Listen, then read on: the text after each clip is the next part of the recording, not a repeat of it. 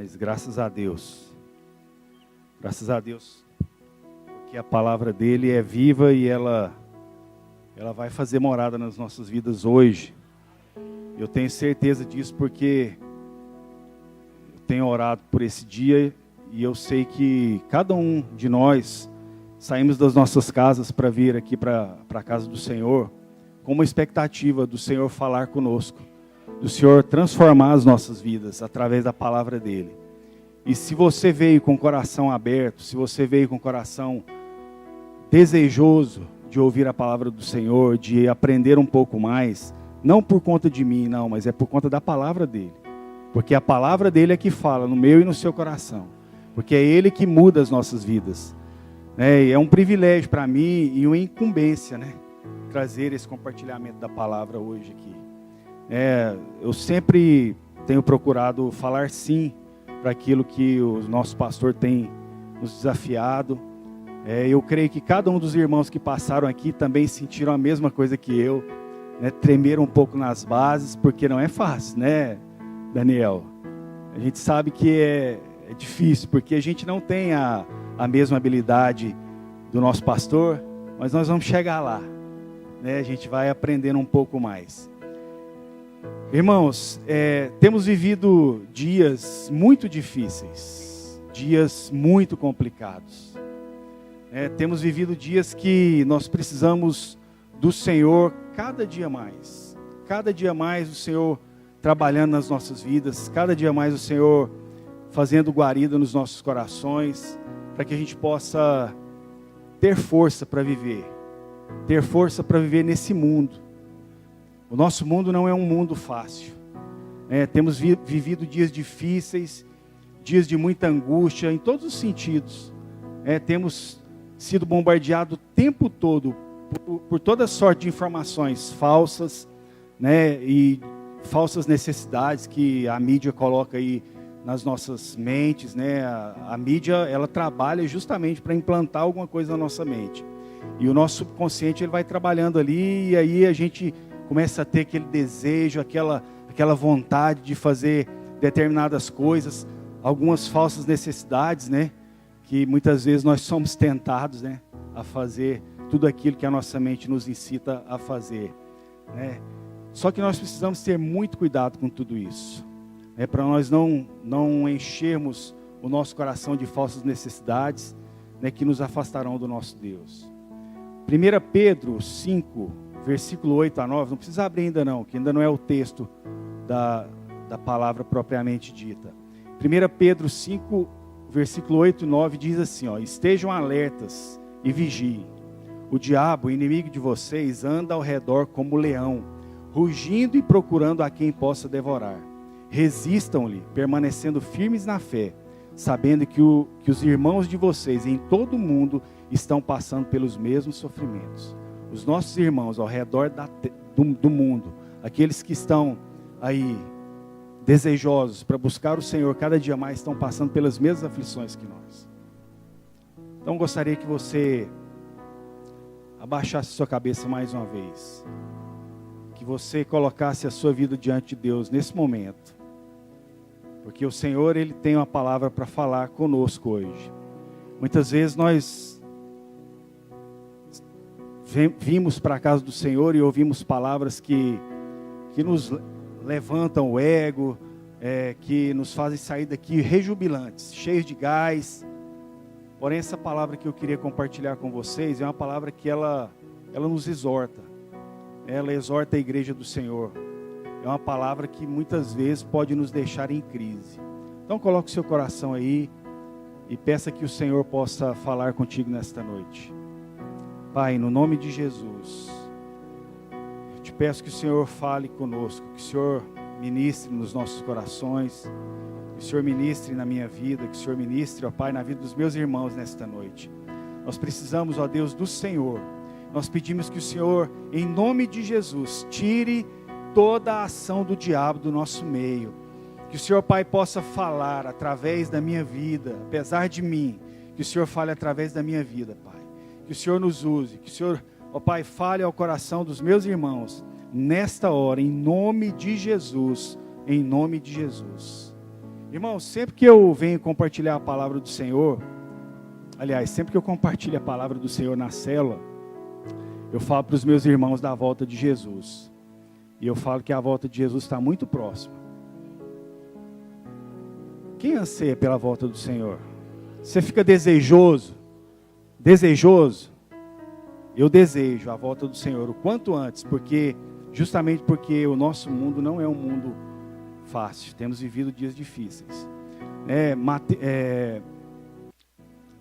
Já está acontecendo muitas coisas que são coisas que estavam prenunciadas na palavra do Senhor. Mateus 24, do versículo 4 ao 14, diz de notícias sobre guerras, rumores de guerras, nações se levantando contra a nação, fome, terremotos em vários lugares, pais se levantando contra filhos, filhos contra pais, pessoas fazendo mal para o seu próximo sem nenhum pudor e nenhum remorso.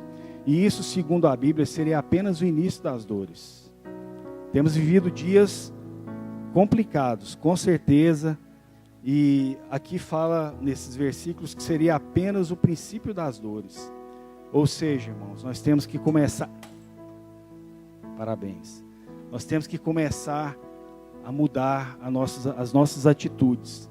Porque se a gente não mudar as nossas atitudes, se a gente não começar a mudar a nossa forma de ser, nós vamos poder ser pegados de calças curtas, e aí a gente pode ser deixado para trás. Que o Senhor tenha misericórdia de nós, que o Senhor possa mudar as nossas vidas e transformar os nossos corações. Precisamos começar a perceber os sinais dos fins dos tempos, e nos prepararmos para a volta do Senhor.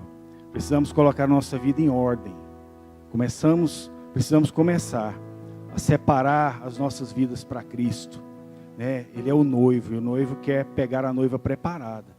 Eu quero estar preparado, não quero estar aqui como aquelas virgens que não prepararam o azeite para a candeia e foram pegas de surpresa. Eu quero estar preparado para o Senhor. Queria que você abrisse aí agora, em Deuteronômio 6.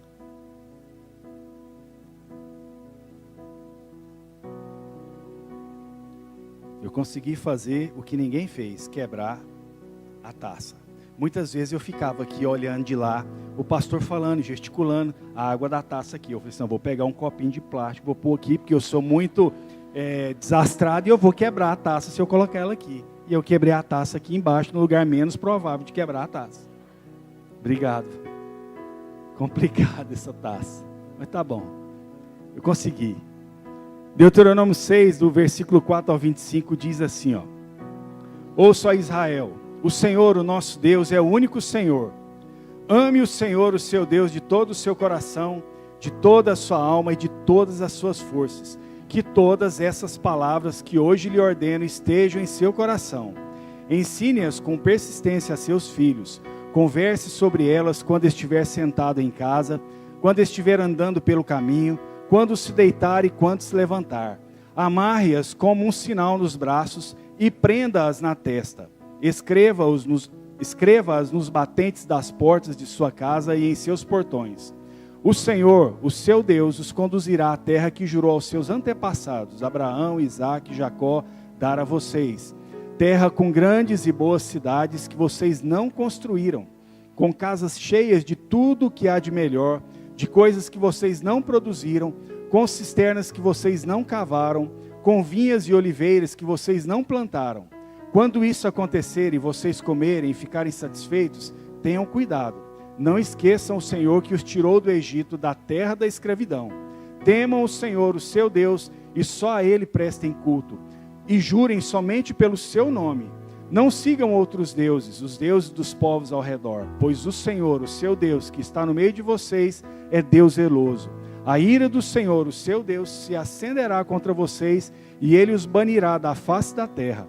Não ponham à prova o Senhor, o seu Deus, como fizeram em Massá. Irmãos, está escrito aqui, não ponham à prova o Senhor, o seu Deus. Obedeçam cuidadosamente aos mandamentos do Senhor, o seu Deus, e aos preceitos e decretos que Ele ordenou a vocês. Façam o que é justo e bom perante o Senhor, para que tudo vá bem com vocês, e vocês entrem e tomem posse da boa terra que o Senhor prometeu sob juramento aos seus antepassados. expulsando todos os seus inimigos de diante de vocês, conforme o Senhor prometeu. No futuro, quando os seus filhos perguntarem a vocês o que significam esses preceitos, decretos e ordenanças que o Senhor, nosso Deus, ordenou a vocês, vocês lhes responderão: fomos escravos do faraó no Egito, mas o Senhor nos tirou de lá com mão poderosa. O Senhor realizou diante dos nossos olhos sinais e maravilhas grandiosas e terríveis contra o Egito e contra o faraó e toda a sua família. Mas ele nos tirou do Egito para nos trazer para cá e nos dar a terra que sob juramento prometeu aos nossos antepassados. O Senhor nos ordenou que obedecêssemos a todos os decretos e que temêssemos o Senhor, o nosso Deus, para que sempre fôssemos bem-sucedidos e que fôssemos preservados em vida, como hoje se pode ver. E se nós nos aplicarmos a obedecer a toda esta lei perante o Senhor, o nosso Deus, conforme Ele nos ordenou, esta será a nossa justiça. Amém? O contexto aqui de Deuteronômio 6 é um contexto em que o povo israelita estava para atravessar o rio Jordão para entrar na terra prometida. Antes, não sei se vocês se lembram ali, teve uns espias que foram espiar a terra, uma turma que foi lá, 12 pessoas lá das 12 tribos, um escolhido de cada tribo, para poder chegar na terra e verificar como é que era a situação ali. Só que desses espias, só 2 teve a oportunidade de entrar na terra. Vocês lembram quem é? Josué e Caleb. Os outros 10 não entraram. E junto com eles, toda aquela geração que murmurou, que reclamou, que fez e aconteceu no deserto. Todos aqueles. Deus falou que não ia deixar eles entrarem na terra, porque eles não creram na promessa do Senhor. Por quê? Porque eles reclamaram e acreditaram naquilo que os 10 espias voltaram e falaram: não, ali tem gigantes, a terra é difícil, vai ser complicado para a gente ir lá e derrotar. Mas se você está com o Senhor, você vai adiante, você derrota o que você quiser. Então, esse contexto aqui era para que o povo, Deus estava falando aqui nesse texto aqui, Deuteronômio 6, estava trazendo novamente a memória daquele povo ali, qual que seriam as práticas que eles tinham que ter. Eles não deveriam se familiarizar com as práticas daqueles povos que eles iriam conquistar. Por quê? Porque eram povos que o Senhor não agradava das práticas deles. Eram povos que faziam coisas que não eram agradáveis do Senhor. Então o Senhor estava trazendo para eles ali direções para que eles tivessem modos e práticas que fossem agradáveis aos olhos do Senhor, para que o povo viesse e vivesse em total reverência a Deus, o único Senhor. Estava dando direção para que o povo observasse os decretos e regulamentos que foram transmitidos por Moisés, recebidos diretamente de Deus, lá nos 10 mandamentos, e que ao cumprirem tudo que o Senhor tinha dado de direção para eles, eles viveriam uma vida agradável diante do Senhor. Essa era a certeza que o Senhor estava dando para eles, mas eles tinham que ter atitudes diferenciadas naquela terra. Eles não podiam se envolver com as práticas daqueles povos, porque eram práticas desagradáveis ao Senhor. Eles não podiam. Para isso eles teriam que ser obedientes, para terem vida longa na terra, em abundância de provisões, como o Senhor havia prometido, porque ali era uma terra que manava leite e mel. Então, irmãos, vocês acham que o Senhor conhece o povo dele? Vocês acham? Responde aí, interage aí comigo. O Senhor conhecia o povo de Israel? Conhecia, não conhecia? Pois é, por isso que Deus vem reforçar com Moisés sobre toda essa situação, instruir o povo de novo ao que fazer ao entrar na terra. Por quê? Porque esse povo era um povo complicado. O povo de Israel lá atrás era um povo que fazia coisas assim inacreditáveis. A mesma hora que o Senhor trazia uma bênção, Deus trazia o maná, Deus trazia as codornizes, Deus trazia o alimento para o povo comia, se fartava. Daqui um pouco, acontecia uma situação ali, Moisés subia para orar, fazer um tempo com Deus ali, o povo já levantava o bezerro de ouro. O povo já começava a fazer coisas inapropriadas, coisas que o Senhor não gostava. Então o Senhor estava instruindo novamente: gente, vocês vão entrar na terra, E ali naquela terra, não se envolvam com a prática daqueles povos. Por quê? Porque são coisas que eles fazem que desagradam o coração do Senhor, ao meu coração. Então ele fala para Moisés, dá novamente ali a direção para o povo. Por que a boca seca, hein? Então, Deus não, ele foi bem radical quanto a essa questão das pessoas não se misturarem ali com as práticas daqueles povos. No livro de Deuteronômio 7, aí, para frente um pouquinho, no versículo 5, fala assim, ó, olha como que Deus queria que eles tratassem aqueles povos, porque eles iriam chegar ali, iam conquistar aquela terra, iam conquistar aqueles povos, e eles tinham que destruir tudo que tinha ali daqueles povos. Eles não podiam deixar nada para culto ali. Nada. Eles não podiam pegar nada daqueles povos. Deus queria que eles tirassem tudo. Deuteronômio 7, versículo 5 diz assim, ó: assim vocês tratarão essas nações. Derrubem os seus altares, quebrem as suas colunas sagradas, cortem os seus postes sagrados e queimem os seus ídolos. Por que Deus pediu isso para o povo? Vejam nos versículos seguintes aí, do verso 6 ao 9. Por quê? Pois vocês são um povo santo para o Senhor, o seu Deus. O Senhor, o seu Deus, os escolheu dentre todos os povos da face da terra para ser o seu povo, o seu tesouro pessoal. O Senhor não se afeiçoou a vocês, nem os escolheu por serem mais numerosos do que os outros povos, pois vocês eram o menor de todos os povos. Mas foi porque o Senhor os amou e por causa do juramento que fez aos seus antepassados. Por isso, Ele os tirou com mão poderosa e os redimiu da terra da escravidão, do poder do faraó, rei do Egito. Saibam, portanto, que o Senhor, o seu Deus, é Deus. Ele é o Deus fiel, que mantém a aliança e a bondade por 1000 gerações daqueles que o amam e obedecem aos seus mandamentos. Só por isso que Deus queria que o povo não se envolvesse com as práticas daqueles povos a quem eles iriam conquistar. Aí eu te pergunto, você tem obedecido ao Senhor e tem vivido uma vida separada para Ele como seu povo escolhido? Reflete aí. Deus nos escolheu a cada um e nos resgatou da escravidão do mundo, lá do Egito. Deus nos tirou do Egito, das mãos de Satanás, representado aqui por Faraó. Nos tirou da lama, nos resgatou das trevas, para nós vivermos uma vida santa na presença dEle. Deus não fez tudo que fez pelo seu povo, os conduzindo lá do deserto e os livrando com mão poderosa, para que ao entrarem na terra que eles haviam de dominar ali, que foi prometida para eles, para que eles se misturassem com as práticas daqueles povos. O que tem acontecido muitas vezes conosco, irmãos? Muitas vezes nós estamos no mundo, porque nós não temos como sair do mundo. O mundo é um lugar que nós vivemos. Nós estamos aqui e todo dia nós vamos estar em contato com situações adversas. Todo tipo de situação a gente convive. Só que tem um detalhe.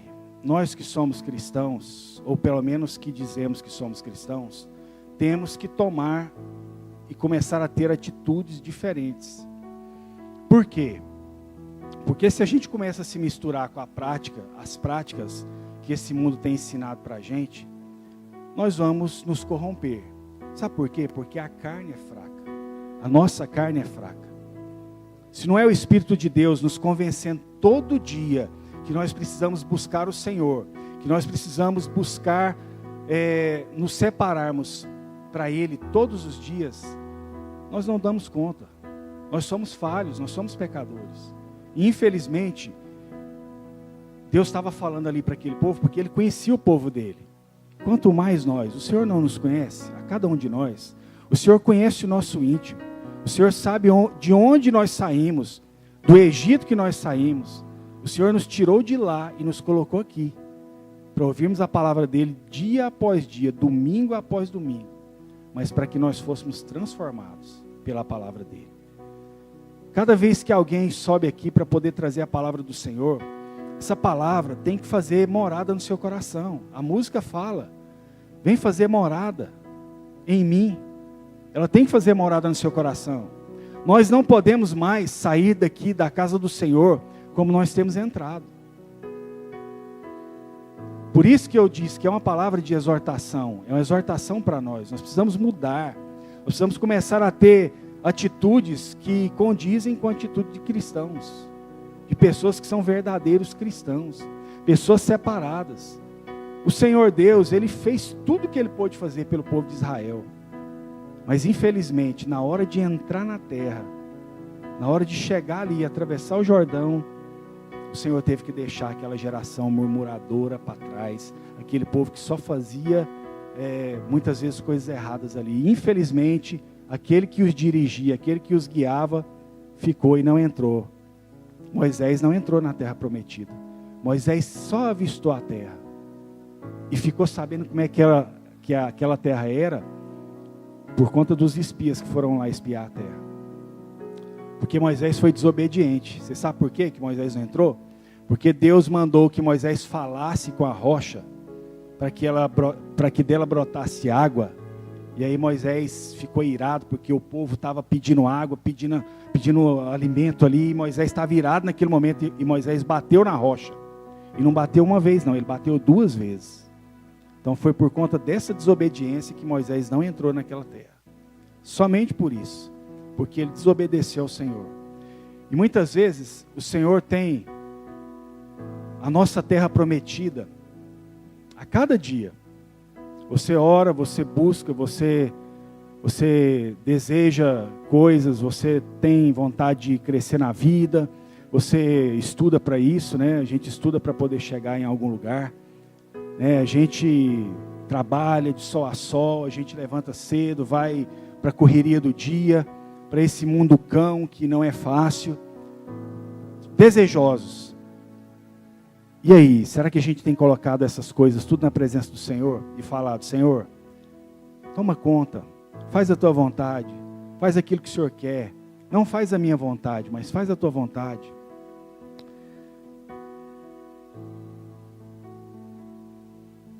Então, irmãos, que nós possamos começar a entender isso, que nós precisamos colocar a nossa vida na presença do Senhor. E qual que é o sentido de nós estarmos dentro da igreja, dizemos que amamos o Senhor e vivemos no mundo como se nem o conhecêssemos? Qual que é o sentido de nós chegarmos aqui, estarmos aqui na casa do Senhor, e de repente a gente sai daqui e vai para o mundo afora? Porque na verdade a igreja ela começa daquela porta para fora. Nós já ouvimos uma palavra falando a respeito disso. Se eu não me engano, o pastor Terry trouxe uma palavra a respeito disso aqui para a gente. A partir do momento que a gente sai para fora, é a hora que a igreja começa. Aqui em 4 paredes, nós estamos aqui juntos, em comunhão, um conversando com o outro, batendo papo, porque é bom estarmos em comunhão, é muito bom estarmos juntos, mas a igreja começa dali para fora. É ali que começa a sua vida e a minha vida com Deus. Porque aqui dentro, nesse lugar aqui, muitas vezes nós temos atitudes que são atitudes que para os nossos irmãos que estão ao nosso lado, o irmão é abençoado, o irmão é uma bênção, o irmão, glória a Deus, aleluia, né? O irmão é uma bênção. Mas aí de repente, marido e mulher, por exemplo, o pastor vai conversar com a mulher e fala: pastor, eu precisava que o senhor trouxesse a cama do meu marido para a igreja, porque lá na igreja ele é uma bênção. Meu filho lá na igreja é uma alegria, mas aqui em casa, nossa, ele quebra o pau, ele fala tanta coisa, ele blasfema, ele xinga, ele está no mundão, ele está fazendo e acontecendo lá no mundão. E aí eu te pergunto, qual que é o sentido de você vir aqui para a igreja e não ser transformado e viver como se você não fosse um cristão? Qual que é o sentido? Eu não entendo isso no meio da igreja. Eu não entendo. Eu confesso para vocês, eu tenho exatamente 31 anos de batismo. Eu tenho 46 anos de idade. Vou fazer, aliás, 46 anos. Eu tenho 31 anos de batismo. Já sou um crente bem calejado. Já vivi, já passei por várias situações. E Deus tem me dado o desejo de buscar cada vez mais o Senhor para que eu seja transformado. Eu sou pecador, como qualquer um de nós aqui somos. Sou falho, muitas vezes não poderia nem estar aqui pregando a palavra. Porque eu reconheço que eu sou falho. Mas eu tenho lutado. Eu tenho lutado contra a minha carne, eu tenho lutado contra o meu desejo, eu tenho lutado contra aquilo que me faz tirar o tempo de Deus, eu tenho lutado contra aquilo que me faz ficar acomodado, eu tenho lutado. E eu penso que você também está lutando. Então, irmãos, nós precisamos mudar um pouco as nossas atitudes. Vivermos nossa vida ao sair de um culto como se nada tivéssemos com o Senhor, é muito triste. É muito triste. Temos nos envolvido com as práticas desse mundão, nos afeiçoado com o seu modo de vida, com uma facilidade incrível. O mundo tem ditado as regras e nós estamos lá escrevendo na cartilinha. Cartilinha do cristiano. Vou escrever aqui. Esse negócio aqui é legal. Esse outro aqui é legal. Esse aqui é legal. Do mundão. É bom.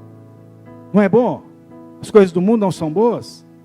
São. Sejam sinceros comigo. Não são boas? Então.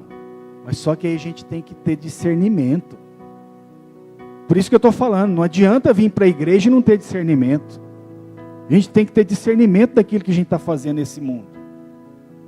Que marca que você carrega no seu corpo de Jesus? Qual que é a marca? Jesus morreu na cruz para salvar a mim e a você. Jesus morreu na cruz para transformar a nossa vida. Não foi em vão. Ou você acha que Deus falou assim, não, hoje eu vou mandar o meu filho ali, ele vai viver lá e vai sofrer tudo que ele sofreu, ele vai ser crucificado e tal, para esse povo aí, que não está dando nem a mínima bola para ele. Não foi por isso. Ele morreu para salvar o pecador, do qual eu sou o principal. E eu creio que você também é. Então, o Senhor morreu para nos salvar. Então, nós temos que parar de querer nos envolver com as coisas desse mundo e achar que está tudo legal, que está tudo bem. Se a gente não começar a mudar a nossa prática, isso aí vai ser um problema para nós. Então pensa comigo, o que Jesus diria daquilo que você tem feito aí pelos bastidores da vida? Reflete aí um pouco. Se olha no espelho, nessa hora, faça de conta que tem um espelho aí na sua frente.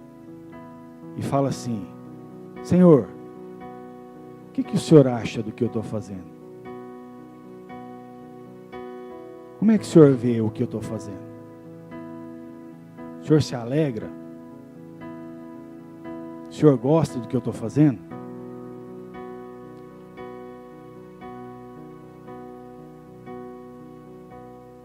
O que você tem feito? São coisas boas ou são coisas más?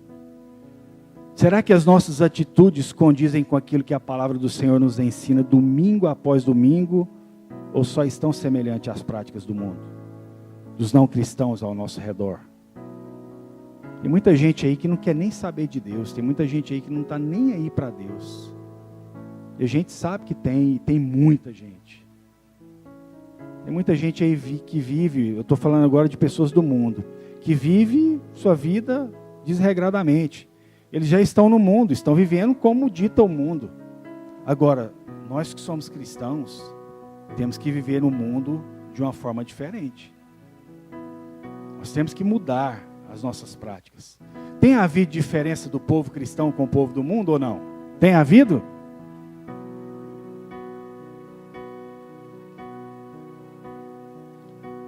Antigamente, lá muito antigamente, quando falava assim, ó, vou fazer um cadastro ali e tal, para comprar uma geladeira, e ó, o rapaz aí é crente, pode vender para ele tranquilo. Hoje, na hora que fala assim, o caboclo é crente, ele fala assim, ó, aqui, ó o entulhado de cheque aqui devolvido. Hoje ninguém pega cheque.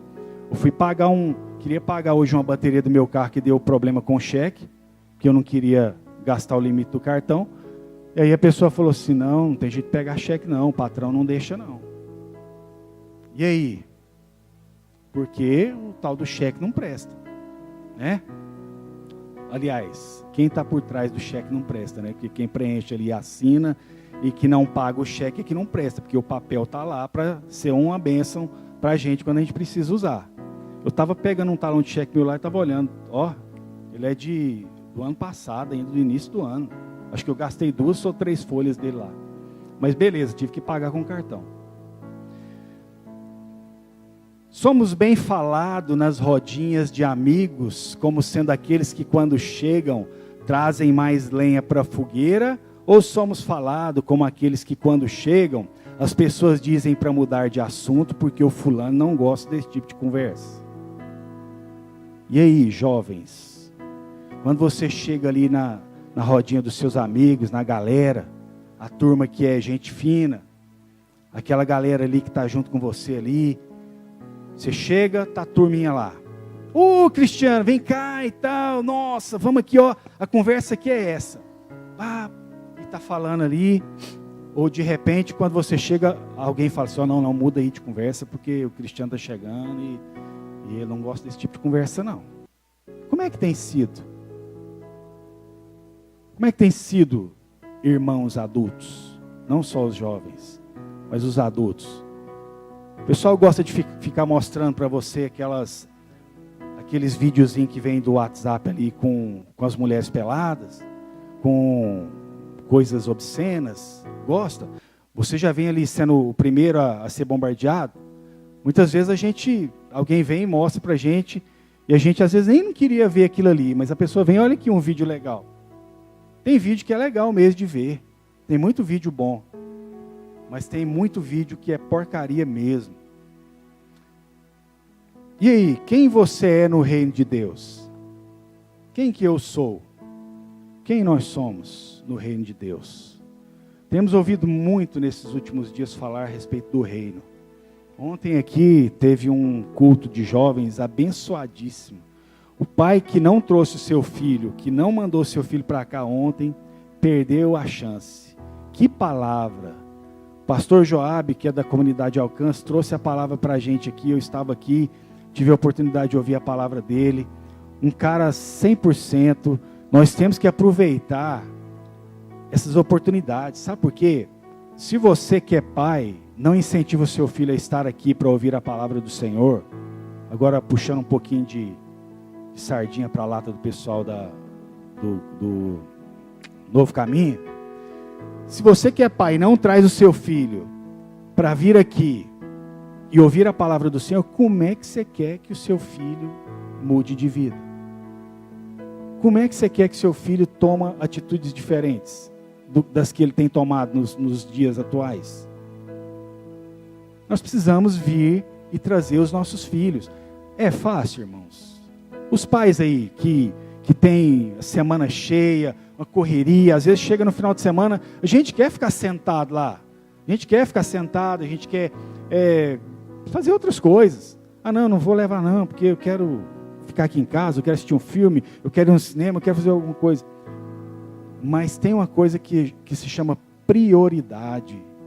Prioridade. Se nós não dermos prioridade para as coisas que são do Senhor, para os nossos filhos começarem a ter atitudes que condizem com as práticas cristãs, nós não vamos dar conta. Sabe por quê? O mundo está oferecendo, bombardeando milhares de coisas na cabeça dos nossos filhos, né? Nas nossas cabeças também, porque nós também somos atacados. Nós precisamos ser luz para a vida das pessoas e não trevas. Precisamos salgar e dar sabor à vida do nosso próximo e não tirar o pouco de esperança que ele possa ter. Se nós perdermos a capacidade de salgar, como as pessoas poderão sentir o tempero da vida dedicada a Deus? Como? A palavra diz que nós somos sal e luz. O sal é para salgar, dar tempero. A luz é para trazer brilho. Nós temos que estar no lugar mais alto, no sentido de brilhar para que as outras pessoas possam ver a luz. A luz de Jesus que habita no meu e no seu coração. A luz de Jesus que transforma as nossas vidas. O sabor que vem e fala para aquela pessoa, olha fulano, tem esperança. Porque o Senhor Jesus pode salvar a sua vida. O Senhor Jesus pode mudar você. O Senhor Jesus me mudou, me tirou do Egito, me trouxe para cá, porque Ele tem um plano nas nossas vidas. Tem certeza disso, irmãos? Que se a gente não começar a mudar as nossas práticas, para a gente poder ter uma atitude diferente. Como é que vai ser? Como é que vai ser daqui para frente? Não pense que esse mundo vai melhorar, ele só vai piorar. Só vai piorar, não tem jeito. Infelizmente, né, nós temos que ansiar pelo céu, pela glória do Senhor, para que Ele volte logo, para que Ele salve as pessoas. Mas eu e você temos que pregar, nós temos que convidar para as pessoas irem ao encontro, para que haja conversão, para que haja mudança de vida na vida das pessoas. Nós temos que levar transformação e não conformismo com as práticas do dia a dia que temos visto por aí. Temos que levar transformação. A Bíblia nos diz em Romanos 12, versículo 2, fala assim, e não vos conformeis com este século, mas transformai-vos pela renovação da vossa mente, para que experimenteis qual seja a boa, perfeita e agradável vontade, a boa, agradável e perfeita vontade de Deus. Se não começarmos a pensar sobre isso todos os dias, conversando com os nossos filhos, né, quando acordamos, quando estivermos sentados à mesa, conversando uns com os outros, aos domingos, ou seja, o tempo todo buscando a Deus, lendo a sua palavra e nos separando para o louvor da sua glória, podemos ser pegos de surpresa com a volta do Senhor Jesus e sermos deixados para trás. Misericórdia. Numa conversa que a gente teve aí há uns dias atrás, no grupo de WhatsApp do Ministério de Louvor, eu compartilhava um pouco dessa palavra que eu queria trazer com os irmãos lá no grupo. Como Ministério de Louvor, nós temos visto que Deus tem feito coisas extraordinárias no nosso meio, domingo após domingo. Nenhum culto tem sido igual ao outro, não sei se vocês têm observado isso. Cada culto é um culto diferente. Semana passada, o momento do apelo foi depois do louvor. Então, assim, o culto é doidão, ele é um culto dinâmico, ele não é um culto estático, ele muda, ele varia. Então, tem acontecido coisas totalmente diferentes domingo após domingo, nenhum culto realmente tem sido igual ao outro. Se nós perdemos um culto, perdemos o maná daquele dia, e aí não volta atrás. O maná daquele dia é daquele dia. Se o povo pegasse o maná e guardasse para comer no dia seguinte, virava bicho. Só tinha um momento ali que podia guardar o maná. Que dia que era? No sábado. Aquele dia podia guardar o maná e não perdia. Era o mesmo maná, mas porque Deus dava a bênção. Deus dava a graça do maná não se perder. Então nós temos que começar a entender isso também. Parar de deixar de vir na igreja para ficar à toa dentro das nossas casas. Temos que vir para cá, Então nessa conversa lá de WhatsApp que a gente estava tendo, a Poliana, queria muito que ela estivesse aqui, mas ela não está, mas talvez ela vai ouvir essa palavra. Ela falou, numa das conversas lá, ela falou com essas palavras: tem aproximadamente 1 ano que a minha ficha caiu e eu tive a revelação de que santidade é poder. Separação é poder. Santidade gera autoridade. Eu dei o tema dessa palavra aqui. Santidade é poder, separação é poder. Foi o tema que eu dei para essa palavra. E isso é fato, irmãos. Vocês creem nisso? Vocês creem que santidade é poder, separação é poder? Em Hebreus 12, 14, diz assim, esforcem-se para viver em paz com todos e para serem santos. Sem santidade ninguém verá o Senhor. Esforcem-se. Está mandando esforçar porque é fácil? Você se esforça para pegar um saco de cimento ou não? Ou você pega o saco de cimento igual você pega a Bíblia? É a mesma coisa, a ideia é a mesma. Esforcem-se, porque o reino de Deus, ele é tomado por esforço.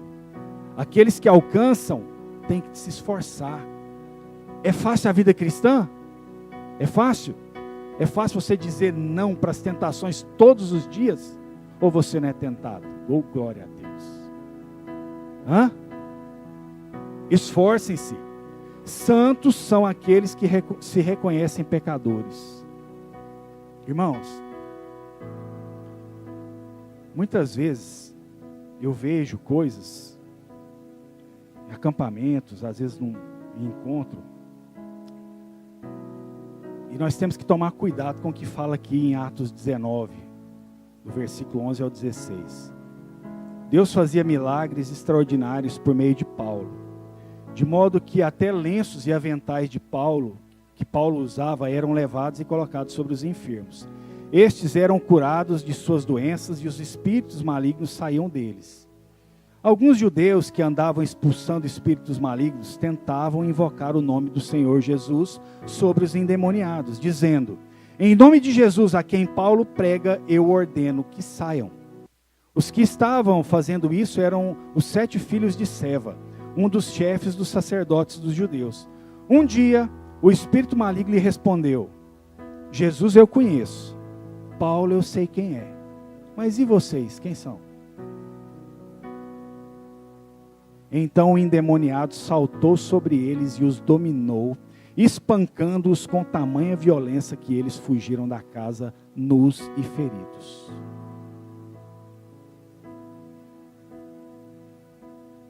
Santidade é poder, separação é poder.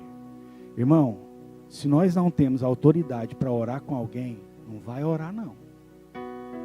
Se você não tem autoridade para impor a mão na cabeça de alguém, não vai orar não. Porque o demônio que está nele pode sair e pegar você e te dar uma surra, te jogar lá no chão. Muitas vezes a gente vê, eu vejo nos acampamentos, nos encontros, alguns irmãos colocando a mão na cabeça de outros ali. Você se conhece, você sabe quem você é, eu sei quem eu sou, nos bastidores da vida, eu sei quem eu sou. E aí eu vou colocar a mão na cabeça de alguém se eu não estiver na condição certa para poder colocar a mão na cabeça de alguém? Eu vou orar com alguém sem eu ter autoridade para orar com alguém? Em 1 Coríntios 6, 19 e 20 diz assim: acaso não sabem vós que o corpo de vocês é santuário do Espírito Santo que habita em vocês, que lhes foi dado por Deus e que vocês não são de vocês mesmos? Vocês foram comprados por alto preço, portanto, glorifiquem a Deus com o seu próprio corpo. O preço que foi pago na cruz por mim e por você foi um preço muito alto. O nosso corpo é santuário do Espírito Santo. A partir do momento que você aceita Jesus, você se converte, o Espírito Santo vem e habita no seu coração. E aí ele passa a viver no seu coração. E é ele que fala para você: não pode isso.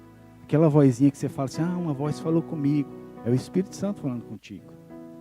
É o Espírito Santo falando com você, te dando a direção, te dando o rumo a seguir. E aí você vai para aquele outro rumo. Muitas vezes nós fazemos a volta de 180 graus e vamos para um rumo totalmente diferente daquilo que o Espírito Santo tem falado para nós. Nós temos que glorificar a Deus no nosso próprio corpo. Quem você tem glorificado com o seu corpo? Quem nós temos glorificado com o nosso corpo? As nossas atitudes têm glorificado a Deus ou simplesmente têm banalizado o Evangelho de Cristo? As nossas atitudes, a forma com que nós vivemos aí, nas rodinhas de amigos, espalhados por esse mundo afora, tem sido atitudes diferentes ou tem sido atitudes iguais às que as pessoas praticam? Nós somos bombardeados todos os dias. Todos os dias.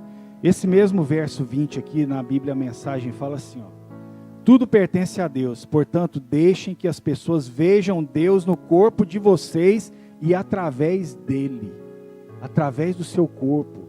Que você glorifique ao Senhor com o seu corpo. Que você glorifique ao Senhor com a sua boca. Que a sua boca seja uma boca que saia vida e não saia morte. Que da sua boca seja uma boca que saia a cruz de Cristo. Que você pregue a cruz de Cristo. Que você fale da cruz de Cristo dia após dia. Onde você estiver, com quem você estiver falando. Que essa seja a sua e a minha atitude. As pessoas têm visto Deus no seu corpo? Tem ou não? O que o mundo tem visto através de mim e de você? Tem visto Deus? Tem visto Jesus? Através das nossas vidas? Então, irmãos, é impossível ser cristão sem que haja consagração de vida. É impossível, não tem como. A gente viver ao léu aí, à mercê das coisas, deixa a vida me levar, a vida leva eu, não dá mais não. Se eu e você não começarmos a tomar atitude dentro da igreja, para que a igreja mude, não adianta você e eu ficarmos reclamando por aí. A igreja não muda, a igreja é isso, a igreja é aquilo. A igreja sou eu, a igreja é você. Se você não mudar, vai mudar alguma coisa na igreja? Se nós não mudarmos, vai ter alguma atitude diferente dentro da igreja? E ao nosso redor, onde a gente estiver, vai ter atitude diferente? Não vai. Então é impossível, né? Muitos que hoje estão frequentando as igrejas, muitas vezes estão atrás de milagre, de projetos bem-sucedidos, de receber bênçãos, porém poucos são os dispostos a se consagrar e se santificar. Hoje eu estava ouvindo uma pregação de 5 minutinhos do pastor Luciano Subirá. É um pastor que eu tenho ouvido muito ele nesses últimos dias, não só ele, como o pastor Ed René Kivitz e alguns outros que têm falado na minha vida. E hoje eu ouvi o pastor Luciano Subirá falando a respeito de um momento que ele tinha quando ele era mais jovem. Lá atrás, ele separava as manhãs dele, ele trabalhava à tarde e estudava à noite. As manhãs dele, das 8 às 11, ele tirava para orar. E ele falou que ele fez isso por um bom tempo. E aí um dia ele voltou, foi visitar a casa dele lá em São Paulo, lá em Campinas, que hoje ele mora no Paraná. Ele é líder da igreja Alcance no Paraná. E aí ele foi visitar aquela casa e ele abriu o quarto onde ele ficava ali orando, que era o quarto dele. E aí ele viu aquele lugar onde ele se ajoelhava, onde era o lugar que ele se separava para o Senhor, onde era o lugar onde ele orava, onde era o lugar onde ele lia a Bíblia, onde era o lugar onde as coisas aconteciam em oração. Se eu e você queremos que as coisas aconteçam nas nossas vidas, se nós não colocarmos os nossos joelhos no chão e começarmos a ter uma atitude diferente, não tem como acontecer. Nós temos que gerar tudo aquilo que a gente deseja em Deus em oração.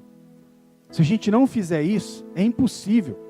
Ou a gente está do lado de Jesus, ou a gente está do lado do diabo. É um ou outro. Não tem como. Não tem como a gente agradar dois senhores. Qual que é a sua escolha? É Jesus? Amém? Tem outro copo aqui já. Sua escolha é Jesus ou não? Amém, igreja? Então fala. É Jesus. A minha escolha é Jesus. Amém? Não quero viver com o diabo, não. De forma alguma. Né? Então é só você que vai escolher com quem você quer viver. Eu não tenho como escolher pelo Christian nem pela Melissa. O Christian e a Melissa já são conscientes dos atos deles. Eles já sabem o que eles fazem. Muito bem. Mas sabem muito bem o que eles fazem. Eu tenho como orar por eles? Sim. Eu tenho como gastar o meu joelho no chão orando por eles? Sim. Mas a salvação é individual. Se eles não tomarem uma atitude na vida deles, eu não tenho como tomar por eles. Eu tenho como tomar pela minha vida.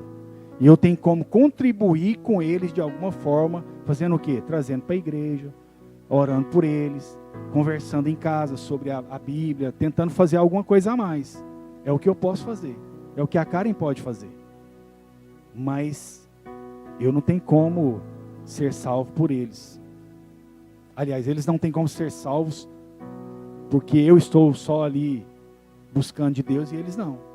Se eles não buscarem, impossível. Então, jovem, queria falar para o jovem nesse momento. Pastor Joab falou ontem que vocês estão na época das escolhas. Vocês estão na época de tomar decisões. Agora é a época de saber qual curso que vai entrar no vestibular, qual curso que você vai fazer. E tem decisões que você vai tomar, que o pastor Joab falou ontem, que não tem como você voltar atrás. São decisões que vão traçar a sua vida dali para frente. Então, presta atenção numa coisa, jovem. Toma suas atitudes baseado na palavra do Senhor. fala assim, eu vou fazer isso aqui, mas Jesus se agrada? Você não importa com Jesus. Se você não se importar com Jesus, faz o que você tiver que fazer. Quem vai quebrar a cara, quem vai colher a consequência é você. Não é seu pai nem sua mãe. Aliás, seu pai e sua mãe vai colher. Porque o pai e a mãe, ele ama em qualquer circunstância. O pai e a mãe amam o filho, independente de quem é o filho. Pode ser o bandido que for. O pai e a mãe vai cuidar. Na hora que precisar, o pai e a mãe vai cuidar. Mas então, jovens, não dá desgosto para seu pai e para sua mãe, não. Honra seu pai e sua mãe. Sabe por quê? Um pai ou uma mãe faz tudo para um filho. Tudo. Tudo que pode fazer, eu tenho certeza que os pais fazem. Ninguém aqui vai trabalhar. Eu creio que cada um que vai trabalhar, vai porque gosta, é óbvio. Mas se você pudesse ficar em casa ganhando dinheiro, o dinheiro só caindo lá, plim, plim, plim, plim, plim, nessa conta, e você não tivesse que fazer nada, somente ler a Bíblia, orar, ouvir música, adorar o Senhor, vir para a igreja. Oh, glória a Deus! Ia ser bom demais. É fácil vender seguro lá, Kenner? É bom? O sinistro? Hoje era 4:30 da tarde e uma cliente ligou, bati o carro. Eu já pus a mão na cabeça. Aí eu lembrei da Apoio 24 Horas, que é o pessoal que nos dá assistência. Aí a cliente falou assim para mim, mas você não vai vir aqui não? Eu disse, não, mas vai um pessoal aí melhor do que eu. A turma que vai aí é tarimbada no negócio. Eles sabem o que eles vão fazer. Vão tirar foto, vão fazer tudo. Vão organizar aí o negócio melhor do que eu. Nem precisei ir. Não, mas então se você está falando, tá beleza. Posso confiar? Eu falei assim, claro. E eu sei que pode, porque eu sei quem são as pessoas. E aí, eu tinha que ir lá, se não tivesse esse pessoal. Tinha que ir lá. E aí eu fiquei preocupado. Nossa, e agora? Será que eu vou, resolvo o negócio rápido, não resolvo? E aí, no dia da palavra, ainda bem que deu certo. O pessoal foi lá, atendeu o cliente. A cliente ficou satisfeita. E aí, a hora que você quiser fazer seguro, tem um monte de corretor de seguro. Tem mais corretor de seguro do que crente aqui nessa igreja. Viu? Tem mais corretor de seguro. Vocês entenderam a pegadinha ou não? Então, irmãos, jovens, se a sua escolha for errada, veja o que Moisés falou ao povo de Israel, continuando a leitura lá em Deuteronômio 7, do verso 10 em diante. Mas aqueles que o desprezam, esse contexto aqui, só voltar um pouquinho aqui, esse contexto aqui era o contexto do povo de Israel lá antes de Jesus vir e nos trazer o tempo da graça. Aqui é o contexto de Israel ali. Mas aí olha só o que aconteceu ali. Ó. Mas aqueles que o desprezam retribuirá com destruição. Ele não demora em retribuir aqueles que o desprezam. Obedeçam, pois, à lei, isto é, aos decretos e às ordenanças que hoje ordeno a vocês. Se vocês obedecerem a essas ordenanças, as guardarem, as cumprirem, então o Senhor, o seu Deus, manterá com vocês a aliança e a bondade que prometeu sob juramento aos seus antepassados. Ele os amará, os abençoará e fará com que vocês se multipliquem. Ele abençoará os seus filhos e os frutos da sua terra, o cereal, o vinho novo, o azeite, as crias das vacas e das ovelhas, na terra que aos seus antepassados jurou dar a vocês. Vocês serão mais abençoados do que qualquer outro povo. Nenhum dos seus homens ou mulheres será estéril, nem mesmo os animais do seu rebanho. O Senhor os guardará de todas as doenças, não infligirá a vocês as doenças terríveis que, como sabem, atingiram o Egito, mas as infligirá a todos os seus inimigos. Vocês destruirão todos os povos que o Senhor, o seu Deus, entregar a vocês. Lá naquela época, eles iam destruir todos os povos, porque o Senhor era com eles.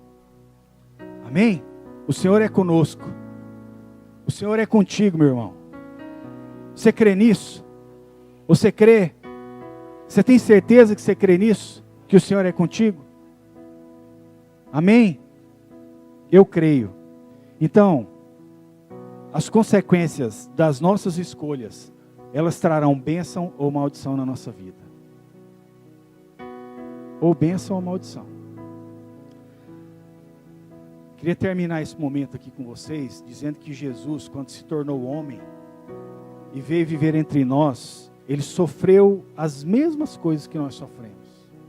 Tudo bem que o contexto dele era outro, mas ele sofreu.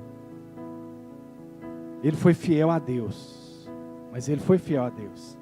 E cumpriu tudo aquilo que precisava ser cumprido na presença de Deus. Deus tinha um propósito, e Deus fez se cumprir aquele propósito na vida de Jesus. O primeiro Adão que veio lá, falhou. Comeu do fruto que não era para comer. Mas o segundo Adão, ele não falhou. O segundo Adão veio e morreu sem culpa. O segundo Adão veio e morreu para que eu e você pudéssemos começar a ter uma vida baseada naquilo que ele fez. Ser santo é andar de acordo com aquilo que a palavra do Senhor fala para nós andarmos. É o modelo principal, nosso modelo principal é Jesus. Eu tenho como ser perfeito como Jesus? Não tem jeito. Mas buscar a santidade, procurar ser santo, eu tenho.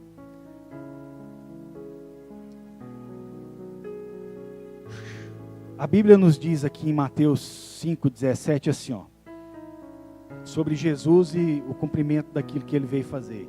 Não pensem que vinha abolir a lei ou os profetas. Não vinha abolir, mas cumprir. O Senhor Deus lá atrás, na época do Êxodo, né, quando ele deu os 10 mandamentos para o povo de Israel, né, e Jesus disse aqui nesse versículo que ele não veio abolir a lei ou os profetas, mas veio cumprir. Só que mais para frente, em Mateus aí mesmo, abre aí sua Bíblia, eu queria que você acompanhasse comigo a leitura.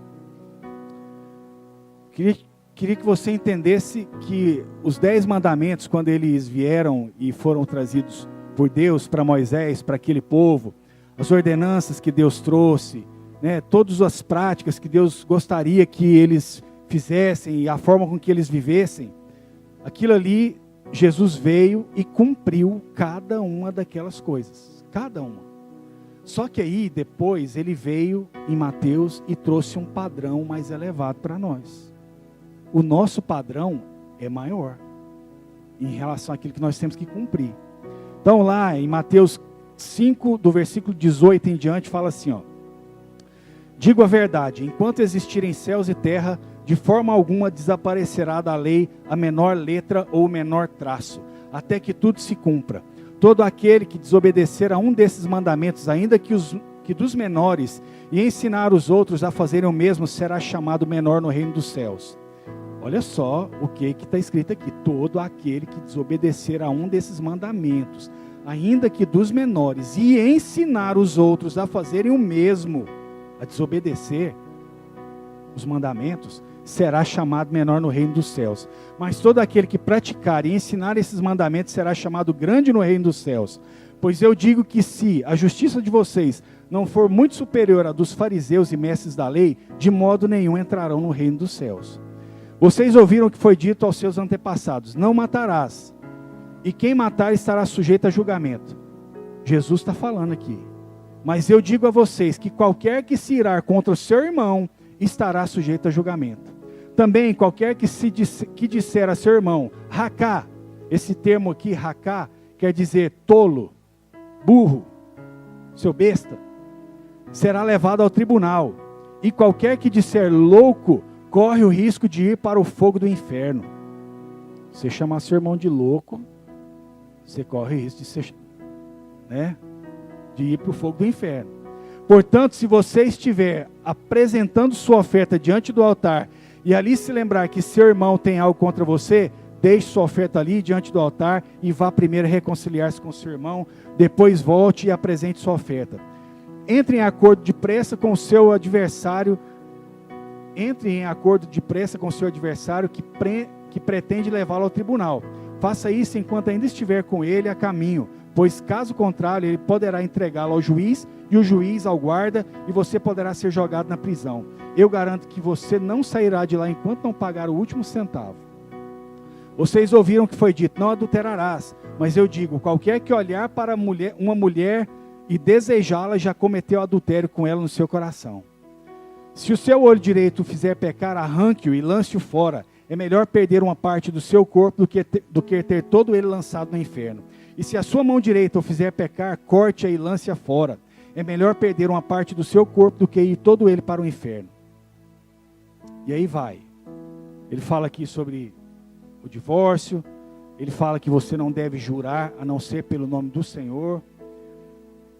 E aí ele fala aqui, mais para frente no versículo 38, vocês ouviram o que foi dito, olho por olho, dente por dente.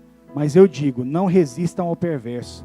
Se alguém o ferir na face direita, ofereça-lhe também a outra. E se alguém quiser processá-lo e tirar de você a túnica, deixe que ele leve também a capa. Se alguém o forçar a caminhar com ele uma milha, vá com ele 2. Dê a quem pede e não volte às costas daquele que deseja pedir algo emprestado. Vocês ouviram o que foi dito, ame o seu próximo e odeie o seu inimigo. Mas eu digo, ame os seus inimigos e orem por aqueles que os perseguem, para que vocês venham a ser filhos de seu Pai que está no céu, porque Ele faz raiar o sol sobre maus e bons e derrama chuva sobre justos e injustos. Se vocês amarem aqueles que os amam, que recompensa vocês receberão? Até os publicanos fazem isso. E se saudarem apenas os seus irmãos, o que estarão fazendo demais? Até os pagãos fazem isto. Portanto, sejam perfeitos como perfeito é o Pai Celestial de vocês. Amém? Vivemos hoje no tempo da graça, irmãos. Não estamos mais sob a lei de Moisés, porém o padrão para nós está muito elevado. O padrão para a gente é um padrão elevadíssimo. Então, Deus tocou no meu coração para trazer isso para a igreja hoje. Que devemos ser um povo separado, diferente. Um povo que quando fala tem autoridade para falar, tem autoridade para orar. Um povo que quando chega a determinados lugares traz a luz, são sal para dar sabor e sentido na vida das pessoas. Um povo que escolheu honrar a Deus acima de todas as coisas. Um povo que ama o Senhor e que vai viver de acordo com o manual de vida que Ele nos deixou, a Bíblia Sagrada. Um povo que vai ter intimidade com Ele todos os dias, lendo a palavra, se alimentando dela, orando e se consagrando a Ele. Um povo que vale a pena o sacrifício de Jesus lá na cruz, onde Ele pagou o maior preço que poderia ser pago por alguém. Hoje eu te desafio a ser santo, a se santificar para você ter poder, para que quando você orar por alguém, essa pessoa seja transformada e curada, tanto na alma quanto na saúde física. Vamos escolher essa parte e não nos misturarmos mais com as práticas desse mundo. Vamos trazer a cultura de Deus para esse mundo sem Deus, trazer Deus para dentro da história. É o céu na terra e não o contrário. Nós somos cidadãos do céu e devemos viver aqui como estrangeiros em terra estranha, prontos e preparados para não sermos pegos de surpresa, aguardando ardentemente pela volta do Senhor Jesus, ou até que Ele nos chame para com Ele na glória. Amém? Então baixa a sua cabeça.